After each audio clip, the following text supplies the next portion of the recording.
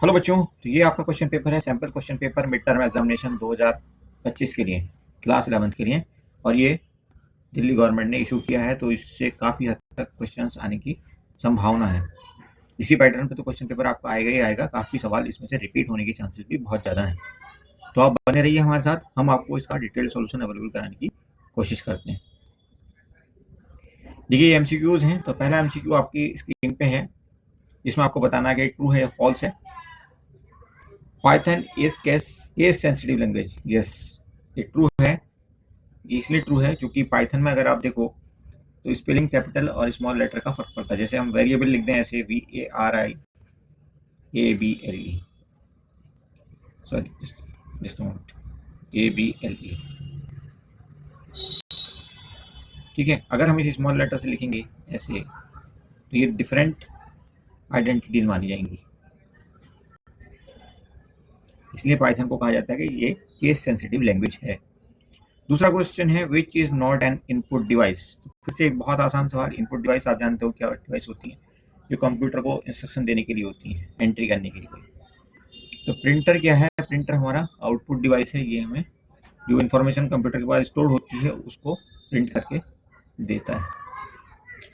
Next is question number 3, which of the following is a valid variable name. इनमें से कौन सा valid variable name है? तो यहाँ पे आपका आंसर है एज। अब ऐसा क्यों? क्योंकि इफ एंड पास क्या है, ये रिजर्व कीवर्ड्स हैं, तो ये इसमें नहीं आते। साथ ही साथ अगर हम बात करें जो पाइथन में वेरिएबल नेम होते हैं ना, वो कभी भी नंबर से स्टार्ट नहीं होते। तो ये कुछ विशेषताएं हैं, खासियत हैं जो कि वेरिएबल नेम की होती है। इसलिए ऑप्शन डी आपका करेक्ट है। फोर्थ क्वेश्चन देखिए, which gate output 1 only if both inputs are 1। अगर दोनों इनपुट 1 हो तो इनमें से कौन सा गेट है जो आउटपुट 1 देता है? तो ये होता है आपका एंड गेट। अब देखिए, एक बेसिक सवाल आपसे पूछा गया, क्वेश्चन नंबर 5 देखिए, द आउटपुट ऑफ 1 और 0 एंड 1। जब 1 आ जाए या 0 और 1 आ जाए तो क्या माना जाएगा? इसको ट्रू माना जाएगा। ठीक है, तो ऑप्शन ए करेक्ट हो जाएगा।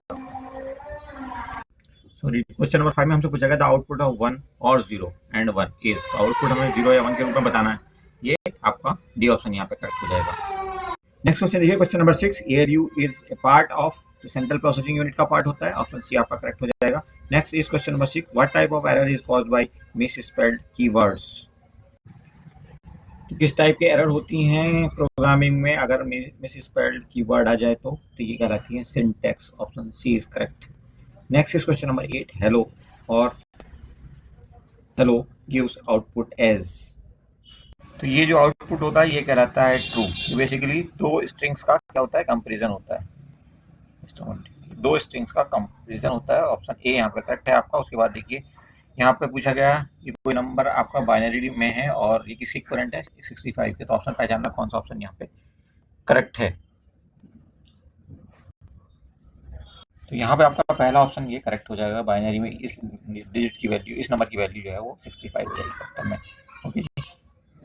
Question number 10, which loop is best if iterations known. तो नोन आइट्रेशंस के लिए जो सबसे अच्छा लूप होता है वो होता है for loop. Option B is right. Question number 11 में हमसे पूछा गया है कि what will be the output of the following code. ये जो कोड दिया है इसका आउटपुट क्या होने वाला? तो हेलो पाइथन। ऑप्शन डी यहाँ पे आपका आंसर बनेगा, ऑप्शन डी। नेक्स्ट देखिए, question number 11, run time error occurs due to. तो इसका आंसर होगा आपका option D, illegal operation during execution. Execution के दौरान इलीगल ऑपरेशन अगर होता है तो फिर आपका रन टाइम एरर होता है। उसके बाद देखिए, क्वेश्चन नंबर 13 कहता है UTF-8 is an encoding scheme of. ये होती है characters text. Option C. Okay. Next question number 14, which function will convert string 100 into integer. तो इसका आंसर होगा ऑप्शन ए। 15 कहता है what is the output of the following Python code. तो Python code का इसका क्या आउटपुट होगा? Not empty. Option A correct हो जाएगा आपका। नेक्स्ट देखेंगे आप 16 नंबर, which of the these is a logical operator. इनमें से लॉजिकल ऑपरेटर कौन है? ऑप्शन सी करेक्ट हो जाएगा इसका। 17 देखिए, यहाँ पे पाइथन कोड दिया है, इसका आउटपुट आपने बताना है।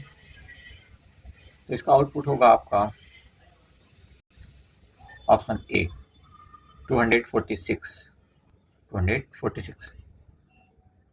क्वेश्चन नंबर 18 कहता है which of these will give a routine error. तो यहाँ पे रूटीन एरर देने वाला इनमें से कौन सा है? Print 10। Option B is correct. Next question number 19 which statement is used to skip the current iteration in a loop.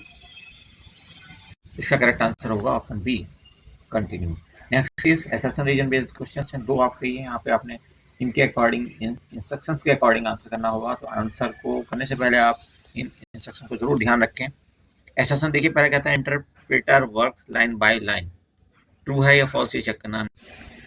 तो ये आपका ट्रू असर्शन है, बिल्कुल सही बात है ये। और दूसरा देखिए रीजन क्या कहता है इसका, hence slower than compiler, yes it is also true, और ये इसको एक्सप्लेन भी कर रहा है। इसका मतलब ऑप्शन क्या बनेगा? ए।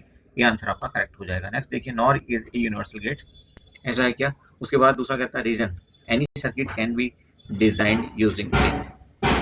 तो असर्शन भी सही है, ये NOR is a universal gate बिल्कुल सही बात है। उसके बाद आता है आपका रीजन, तो रीजन भी सही है, any circuit can be designed using it. किसी भी यूनिवर्सल गेट का इस्तेमाल हम सर्किट के बनाने में कर सकते हैं, दूसरे गेट के बनाने में कर सकते हैं। तो ये इसका एक्सप्लेनेशन भी सही कर रहा है, इसका मतलब यहाँ पे भी ऑप्शन ए आपका आंसर बनेगा। क्लियर? अब आता है आपका सेक्शन बी, और बाकी सेक्शन के क्वेश्चन भी हम आपको दिखा देंगे ताकि आप अच्छे से प्रैक्टिस कर सको। इसमें जितनी जल्दी हो सकता है हम आपको इसके आंसर की भी अवेलेबल करा देंगे।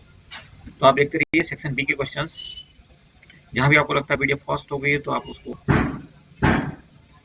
रोक करके पॉज करके देख सकते हैं। ओके,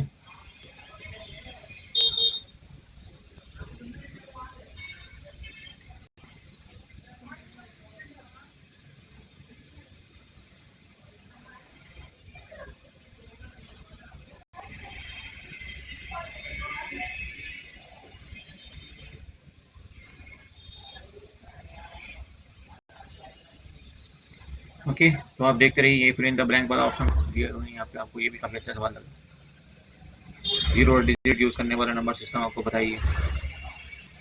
ओके, बाइनरी सिस्टम, कौन सी मेमोरी वोलेटाइल है? तो इससे आसान जो है 3 नंबर का सवाल आई थिंक आपके लिए नहीं हो सकता। Okay, write a Python program to reverse the digits of a number, write a Python program to find the largest of 3 numbers entered by the user.